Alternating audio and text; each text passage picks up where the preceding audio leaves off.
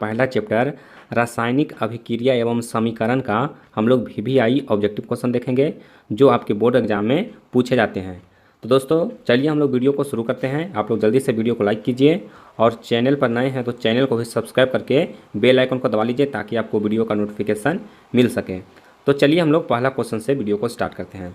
देखिए पहला क्वेश्चन कहता है कि लोहा को जिंक से लेपित करने की क्रिया को कहते हैं। दोस्तों लोहा को जिंक से लेपित करने की क्रिया को हम लोग क्या कहते हैं? देखिए आपको ऑप्शन दिया हुआ ए में संरक्षण, बी दिया गया है गैल्वेनीकरण, सी दिया गया है पानी चढ़ाना और डी दिया गया है विद्युत अपघटन। दोस्तों ये NCERT बुक का क्वेश्चन है और आपके बोर्ड एग्जाम में बार बार आते हैं, तो आप लोग सभी प्रश्नों को अच्छी तरह से याद कर लीजिए। तो चलिए देखिए इसका आंसर क्या होगा। तो लोहे को जिंक से लेपित करने की क्रिया को हम लोग क्या कहते हैं? गैल्वेनीकरण कहते हैं। इसी को अंग्रेजी में गैल्वेनाइजेशन भी कहा जाता है। तो हमारा उत्तर क्या हो जाएगा? ऑप्शन बी हो जाएगा। चलिए उसके बाद आइए दूसरा क्वेश्चन में। देखिए दूसरा प्रश्न भी मोस्ट इंपॉर्टेंट है। देखिए कहता है कि सिल्वर क्लोराइड का रंग क्या है। दोस्तों सिल्वर क्लोराइड का रंग कैसा होता है? आपको ऑप्शन दिया गया है ए में श्वेत, बी दिया गया है पीला, सी दिया गया है हरा और डी दिया गया है काला। तो देखिए सिल्वर क्लोराइड का जो रंग होता है वो कैसा होता है? श्वेत होता है। कैसा होता है? श्वेत होता है, यानी कि ऑप्शन ए हमारा बिल्कुल सही उत्तर है। चलिए उसके बाद हम लोग तीसरा क्वेश्चन देख लेते हैं। देखिए तीसरा प्रश्न कहता है जस्ता तथा तनु हाइड्रोक्लोरिक अम्ल की अभिक्रिया के फलस्वरूप निम्न में से कौन सा गैस बनता है? यानी कि जस्ता और तनु हाइड्रोक्लोरिक अम्ल यानी कि HCl अम्ल की अभिक्रिया कराते हैं तो कौन सा गैस बनता है? तो देखिए आपको ऑप्शन दिया हुआ ए में कार्बन डाइऑक्साइड, बी है नाइट्रोजन, सी है हाइड्रोजन और डी है SO2। तो देखिए इसका जो सही उत्तर हो जाएगा वो हो जाएगा हाइड्रोजन। यानी कि देखिए इसका कंसेप्ट क्या है, तो जब हम लोग धातु और अम्ल की अभिक्रिया कराएंगे तो कौन सा गैस निकलेगा? हाइड्रोजन गैस निकलेगा। यानी कि यहाँ पर देखिए जस्ता रहे या फिर कोई भी धातु रहे उसको अगर हम लोग हाइड्रोक्लोरिक अम्ल यानी कि कोई भी अम्ल से अभिक्रिया कराएंगे तो कौन सा गैस निकलेगा? तो हाइड्रोजन गैस निकलेगा। तो हमारा उत्तर क्या हो जाएगा? ऑप्शन सी यहाँ पर करेक्ट आंसर है। चलिए उसके बाद आइए अगला प्रश्न में। देखिए अगला प्रश्न कहता है निम्नलिखित में से कौन एक दहन अभिक्रिया है? दोस्तों निम्नलिखित में से कौन एक दहन अभिक्रिया है? ऑप्शन आपको दिया हुआ है जल का उबलना, बी दिया गया है मोम का पिघलना, सी दिया गया है पेट्रोल का जलना और डी है इनमें से कोई नहीं। तो देखिए इसका जो आंसर हो जाएगा वो हो जाएगा पेट्रोल का जलना। दोस्तों पेट्रोल का जलना कैसी अभिक्रिया है? तो दहन अभिक्रिया है। अब देखिए यहाँ पर आइए मोम का पिघलना दिया हुआ है। अगर यहीं पर आपको दिया हुआ रहता मोम का जलना तो देखिए मोम अगर पिघल रहा है तो यह दहन अभिक्रिया नहीं है क्योंकि वह जल नहीं रहा, वो सिर्फ पिघल रहा है। अगर मोम का जलना होता तो यह दहन अभिक्रिया हो सकता था। हमारा उत्तर यहाँ पर क्या हो जाएगा? ऑप्शन सी हो जाएगा।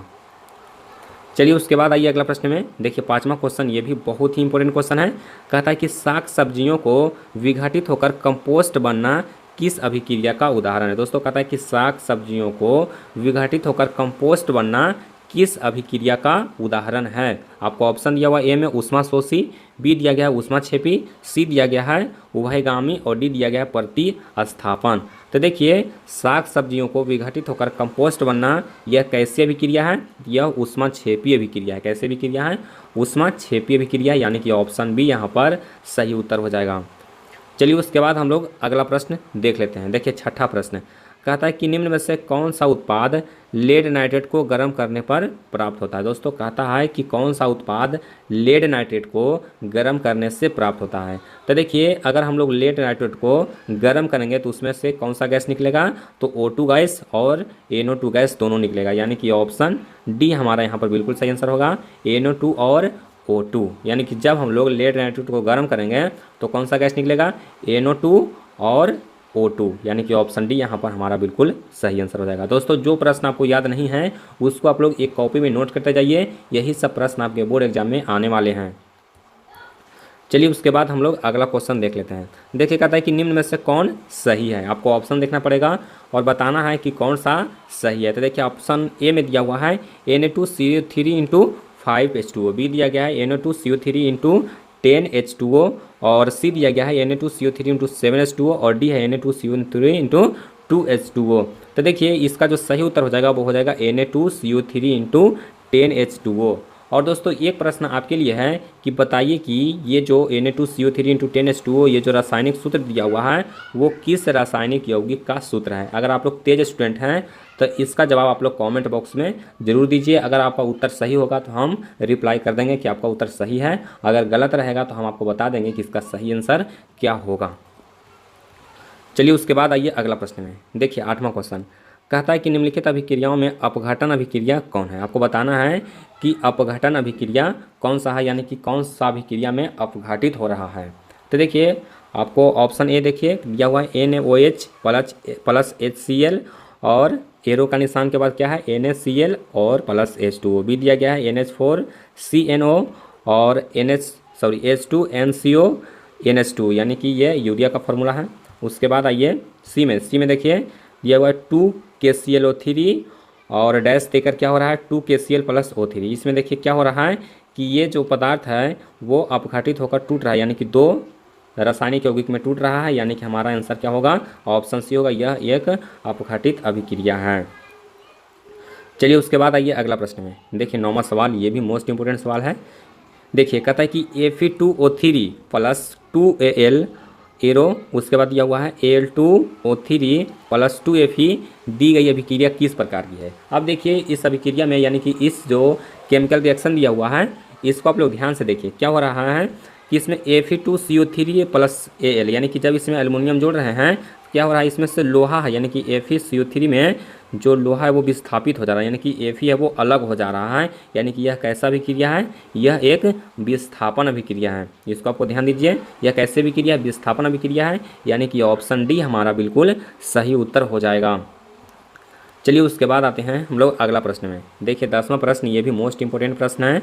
देखिए कहता है कि लौह चूर्ण पर तनु हाइड्रोक्लोरिक अम्ल डालने से क्या होता है, यानी कि जब हम लोग लौह चूर्ण पर जब हम लोग तनु हाइड्रोक्लोरिक अम्ल डालेंगे तो क्या होगा। तो सबसे पहले आपको हम क्वेश्चन में ही बताए थे कि जब धातु पर अम्ल से अभिक्रिया कराएंगे तो क्या होगा, उसमें से हाइड्रोजन गैस निकलता है।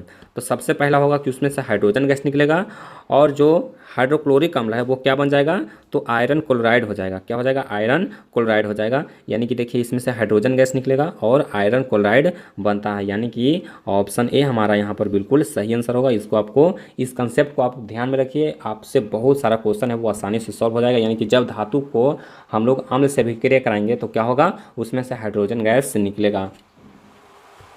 चलिए उसके बाद आइए अगला प्रश्न है।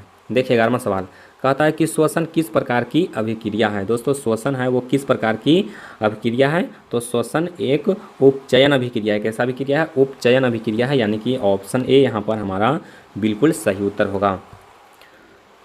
चलिए उसके बाद देखिए अगला प्रश्न, इसमें आपको केमिकल रिएक्शन दिया हुआ है और बताना है कि यह किस प्रकार की अभिक्रिया है। तो देखिए यहाँ पर रिएक्शन क्या है, तो CuO यानी कि कॉपर ऑक्साइड प्लस हाइड्रोजन और एरो का निशान दिया हुआ है, उसके बाद क्या बन रहा है, तो Cu प्लस H2O। तो यह देखिए कैसा अभिक्रिया है, देखिए इसमें हाइड्रोजन क्या हो रहा है, ऐड हो रहा है। जब हाइड्रोजन कोई पदार्थ में ऐड होगा तो यह एक अपचयन अभिक्रिया हो जाएगा, यानी कि जब उसके इसमें हाइड्रोजन का योग होता है तो उसको अपचयन अभिक्रिया कहते हैं, और ऑक्सीजन का योग होता है तो उसको ऑक्सीकरण या फिर उपचयन अभिक्रिया कहते हैं। तो इसको आपको ध्यान में रखना है, जब ऑक्सीजन का योग होगा तो उपचयन होगा, और जब हाइड्रोजन का योग होगा तो अपचयन अभिक्रिया होगा, यानी कि यहाँ पर हमारा उत्तर क्या होगा, ऑप्शन बी होगा।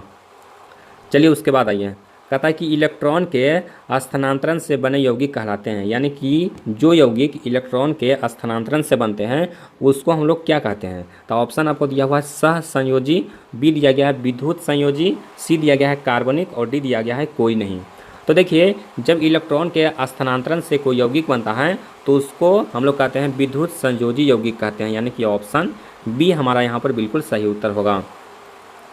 चलिए उसके बाद आइए, कहता है कि नीचे दी गई अभिक्रिया में कौन सा कथन सही है। दोस्तों नीचे दी गई अभिक्रिया में कौन सा कथन सही है, आपको अभिक्रिया क्या दिया हुआ है, तो Cu प्लस O2 और एरो के बाद क्या दिया हुआ है 2CuO। अब देखिए इसमें आपको ध्यान देना है, आपको हम क्या कहे थे कि जब ऑक्सीजन का योग होगा तो क्या होगा, ऑक्सीकरण होगा, यानी कि उपचयन होगा। तो यहाँ पर क्या हो रहा है, ऑक्सीजन का योग हो रहा है, यानी कि कॉपर का ऑक्सीकरण हो रहा है। क्या हो रहा है, कॉपर का ऑक्सीकरण हो रहा है, यानी कि ऑप्शन ए हमारा यहाँ पर बिल्कुल सही उत्तर होगा। चलिए उसके बाद आइए अगला प्रश्न में। देखिए कहता है कि निम्न अभिक्रिया है, आपको दिया हुआ अभिक्रिया H2 प्लस Cl2 अभिक्रिया करके क्या बन रहा है 2H